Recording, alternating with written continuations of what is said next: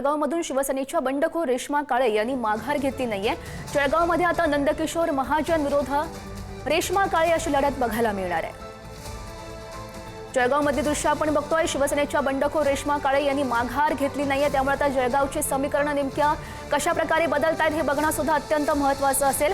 नंदकिशोर महाजन विरुद्ध रेश्मा काळे अशी लढत जळगावमध्ये होणार आहे आणि याविषयी भूषण चिंचोरे आमचे प्रतिनिधी आपल्याला अधिकची माहिती देत आहेत। भूषण, नक्कीच गौरी, जर आपण बघितलं तर जळगाव जिल्हा हा महायुतीचा बालेकिल्ला मानला जातो। या ठिकाणी निवडणुकीत बंडखोरी होणार नाही अशी सुरुवातीला चिन्ह होती, मात्र जशी जशी या विधान परिषद निवडणुकीतील राज्यातली रंगत वाढत गेली त्याप्रमाणे नाशिकच्या जागेचा परिणाम हा कुठेतरी नाशिकच्या बंडखोरीचा परिणाम जळगाव विधान परिषद निवडणुकीत पाहायला मिळतो आहे।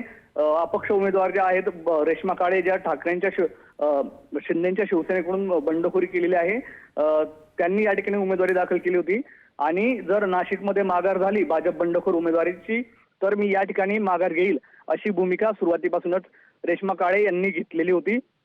अखेर नाशिकमध्ये भाजप बंडखोर उमेदवाराने माघार न घेतल्याचा परिणाम म्हणून रेश्मा काळे यांनी देखील जळगावमधील आपली उमेदवारी जी आहे ती कायम ठेवलेली आहे। जर आपण बघितलं तर जळगाव विधान परिषदेची निवडणूक आता चौरंगी होणार आहे।